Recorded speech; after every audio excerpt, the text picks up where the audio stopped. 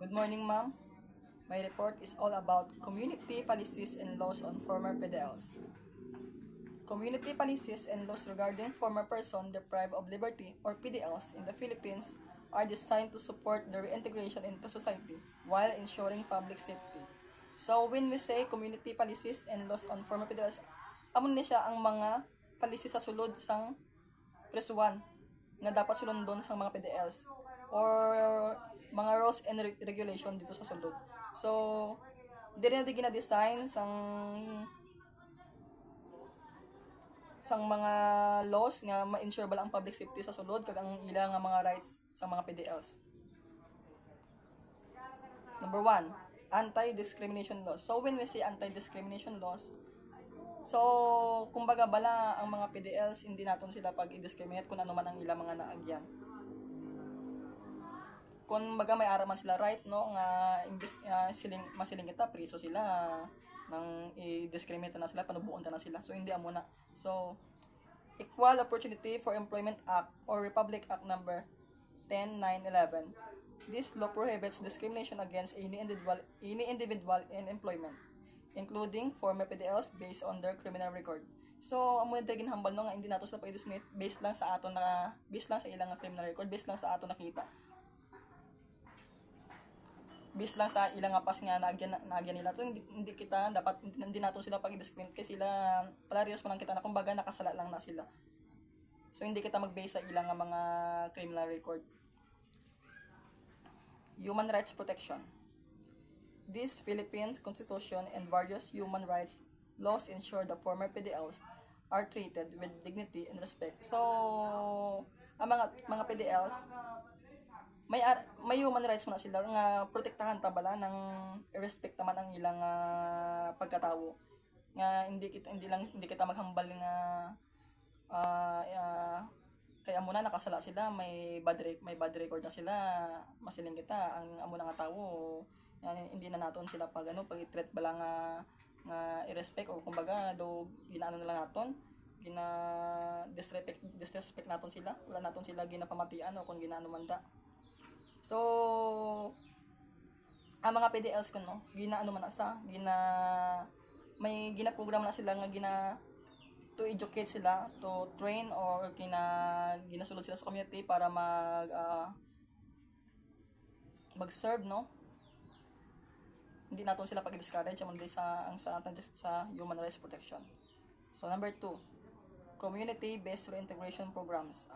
Example, barangay level support.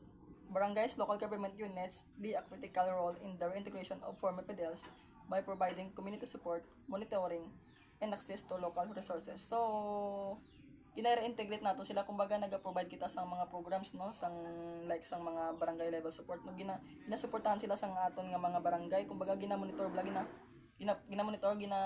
gina-provide sila sang mga resources nga dapat nila obrahon sa community para mabalik bala ang ila bala nga relationship no sang mga tao sa ila kag mangin maayo bala. Restorative justice programs.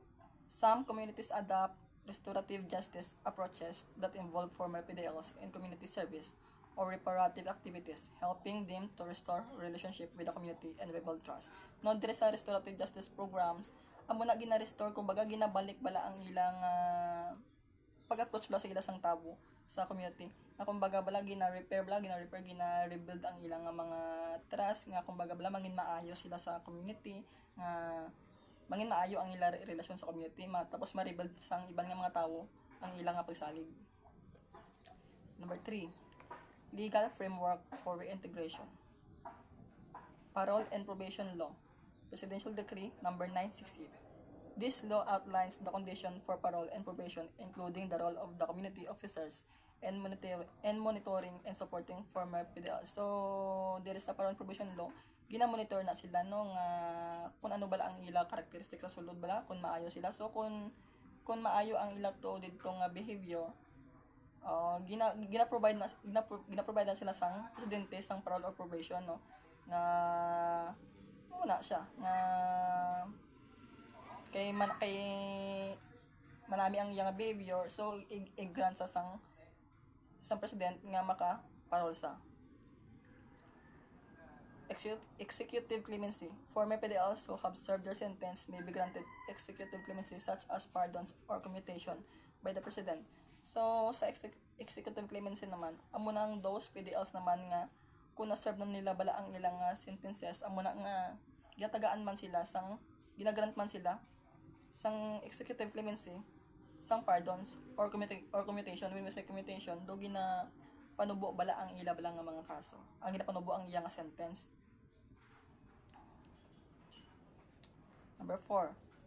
Rights and obligation of former PDLs. 1. Civil rights restoration. Upon completion of their sentence, former PDLs may have their civil rights restored, including the right to vote, work, and participate in community activities. So, sa civil rights restoration, gina-restore ang ilang civil rights.